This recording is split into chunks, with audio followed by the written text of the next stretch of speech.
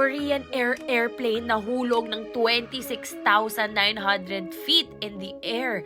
17 passengers ang nahospital. From Incheon Airport, papunta ng Taiwan yung airplane ng Korean Air. After 50 minutes ng take-off, nagkaroon ng fault sa pressurization system ng eroplano kaya na-trigger yung alarms. Kaya the airplane dropped 26,900 feet in like 15 minutes. Kaya kita rin sa mga pictures, bumagsak yung oxygen mask. Kaya bumalik yung eroplano sa Incheon and it was able to safely land. Sinugod ang 17 passengers sa hospital dahil nagkaroon sila ng minor injuries. At nag-resume yung flight the next day. Oh my gosh, guys, nakakatakot lumipad ngayon. Parang ang marami nangyayari. May mga turbulence, tas ito. So, ayun.